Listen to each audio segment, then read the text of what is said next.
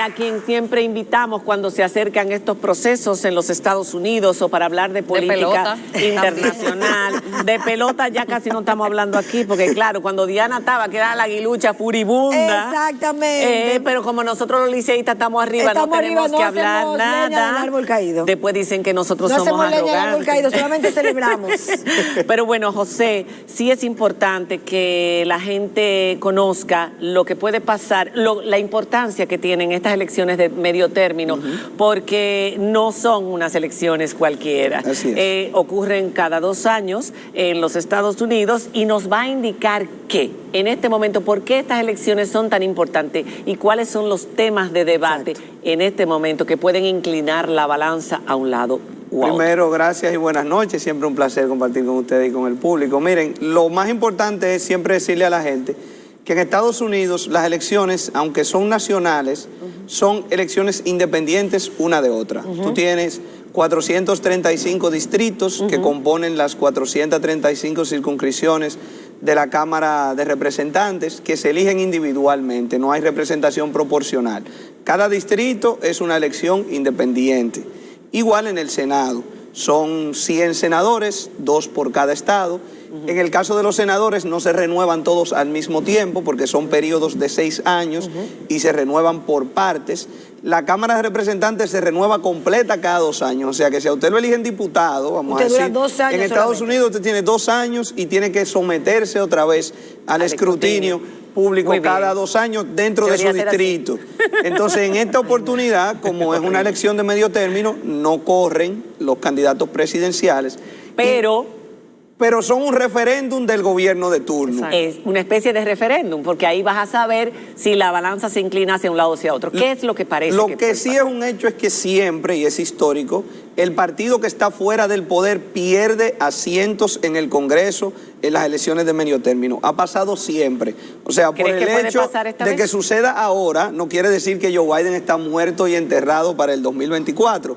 Hay otras cosas que hay que evaluar sobre su desempeño, como por ejemplo el hecho de que su índice de aprobación ahora mismo está un 12% de desaprobación, 43 a 55 de desaprobación, y eso pesa más que los números finales del Congreso, porque repito, siempre pierden asientos. El presidente que más asientos ha perdido en el Congreso en los últimos años fue Barack Obama, y se reeligió. O sea, una cosa no necesariamente es una sentencia para la otra. Y en los estados indecisos, los republicanos están apoyando en la salud mental de Biden, primero, que dicen que está senil, en la mala economía que tienen ahora mismo con la inflación y en la crisis migratoria que tienen. Es correcto. Mira, el péndulo se ha movido. En un momento en el verano, cuando la decisión de la Suprema Corte de, vamos a decir, eliminar la protección federal del aborto, los demócratas subieron en las encuestas.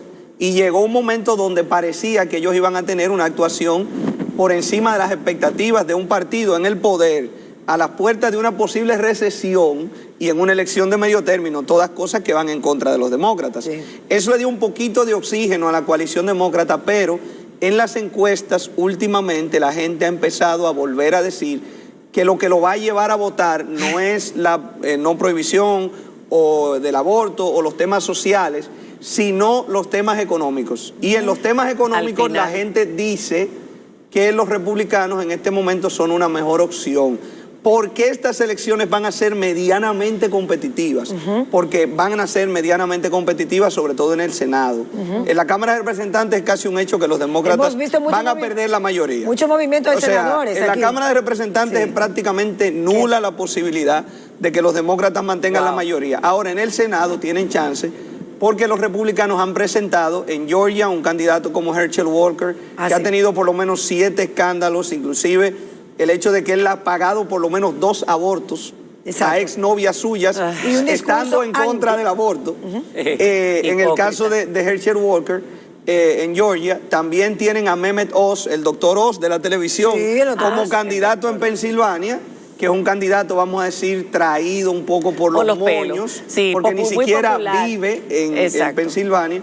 Si ellos hubieran presentado candidatos medianamente buenos en esas 2 y en Arizona, donde presentaron a Blake Masters, que es un candidato que viene de los fondos de inversiones, empresario, que no tiene quizás mucho arraigo popular, pues ellos estuvieran en una posición todavía más cómoda. favorable. ¿Qué es lo que parece que va a suceder? Georgia, Pensilvania, Arizona, el estado de New Hampshire y el estado de Nevada van a decidir las elecciones. De esos 5, los demócratas necesitan 3 para mantener el control del Senado.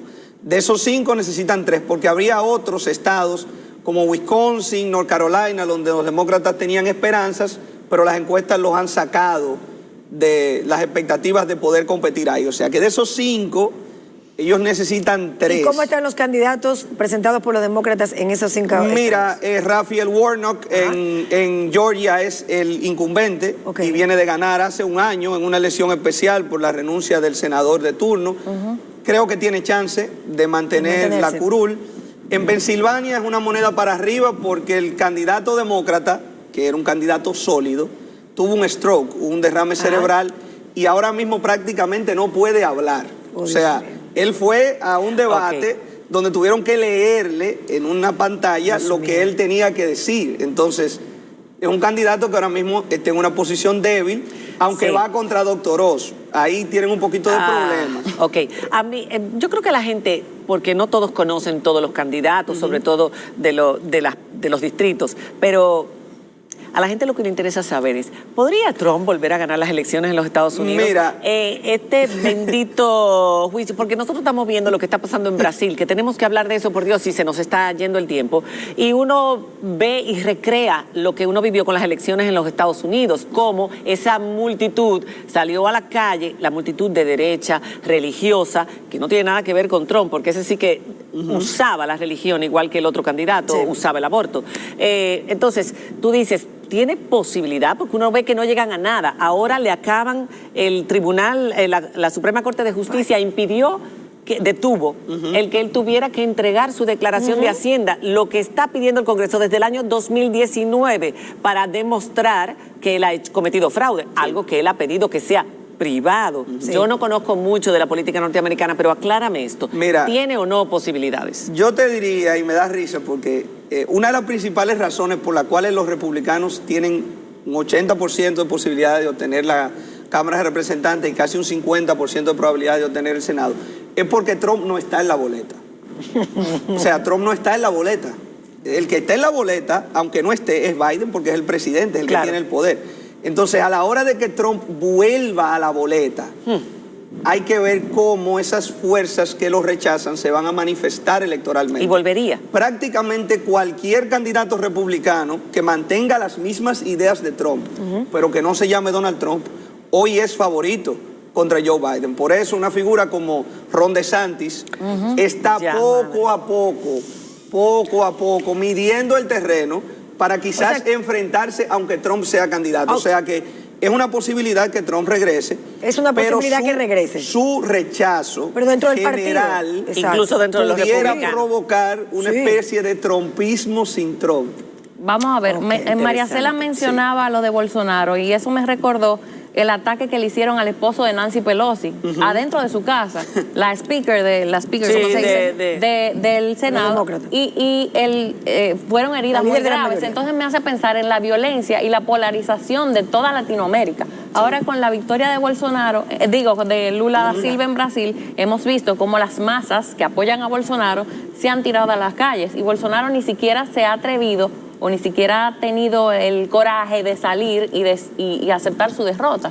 Y eso llama a más violencia. Aunque designó una comisión de transición. Yo lo que creo es ¿Qué es lo que podemos esperar en toda América? Sí, la realidad es que la polarización es un hecho. Estamos en un momento histórico donde los candidatos de los partidos han entendido que los discursos radicales, sencillos de entender, tienen una mayor resonancia que la famosa moderación que se vendía en los 80 y en los 90 del fin de la historia y de las ideologías. Estamos regresando un poco a las ideologías de otra manera. Volvimos otra vez a la izquierda y la derecha, la nueva izquierda y la nueva derecha. Quizás no tanto izquierda y derecha nueva izquierda en la época y nueva antigua, pero sí diferencias claras entre un candidato y Pero otro. sobre todo el giro, hay un punto importante, porque este triunfo de Lula, que tiene muchas lecturas y que podemos profundizar más, pero no tenemos tiempo, hay un giro importante en América que es a favor de estados o de gobiernos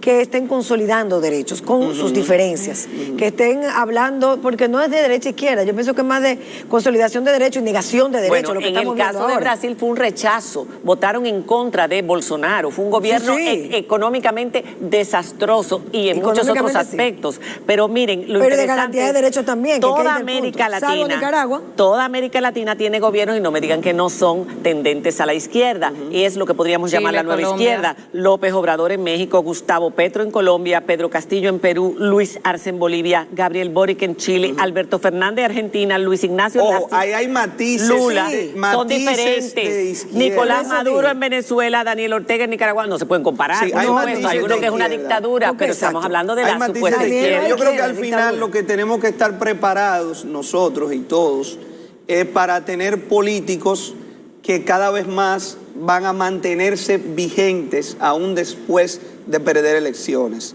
Y una de las principales maneras de mantenerte vigente es si tú no aceptas que perdiste.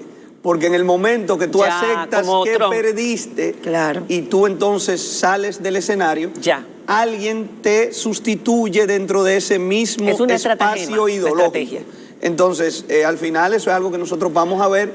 Ahora en las elecciones de Estados Unidos hay menos riesgo, porque parece que los que más se quejan son los Pero los que van a republicanos están diciendo que ellos no van a aceptar si no ganan. Si pierden, no van a aceptar. Pero tienen mucho chance de ganar. Entonces, es posible que haya un poquito de paz postelectoral en Estados Unidos, porque incluso, y esto parece un contrasentido, hay estados donde para gobernadores, de elecciones de las cuales no hablamos ahorita por no ser del Congreso, gente que va a administrar las elecciones, niega la fiabilidad de las propias elecciones que le va a tocar administrar en el 24 si ganan ahora. O sea que la verdad es que hay mucho por donde cortar. El mundo ha ido ahora más radicalizándose en gobiernos, no solamente en esta región, está pasando también en Europa y está pasando en el resto del mundo, salvo por los países que sabemos que siempre van a estar en dictaduras y radicales. Pero uno lo que quiere ver es, la gente lo que quiere es estar bien económicamente y sentirse que está en una sociedad que le da oportunidades. Por encima de todo, la gente quiere oportunidades y sentirse cómodo. Las minorías también quieren sentirse cómodos y aceptados, incluidos. Pero sobre todo, la gente quiere poder trabajar y mantener a su familia y vivir con cierta dignidad. Vamos a ver si esta vuelta a la izquierda en todo el continente latinoamericano, que la derecha ha demostrado ser desastrosa en la mayor parte de los casos, va a probar ser mejor que esas derechas que tuvimos. Yo lo que creo es que al final, para terminar, ante la consolidación del sistema capitalista, las diferencias ideológicas se han transferido al terreno de la guerra cultural.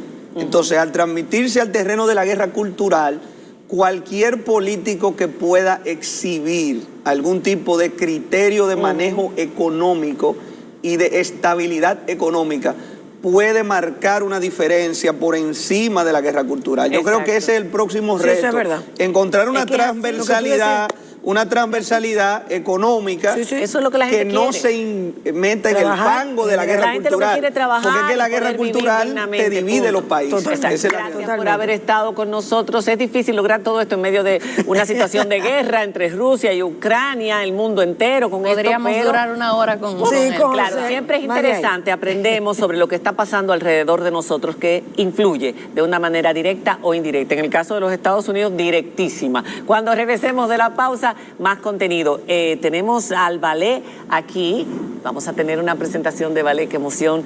Ballet, una disciplina del arte que yo amo, que me encanta. Y también vamos a hablar de un proyecto que propusieron y que han venido a explicárnoslo para todos ustedes cuando regresemos de la pausa.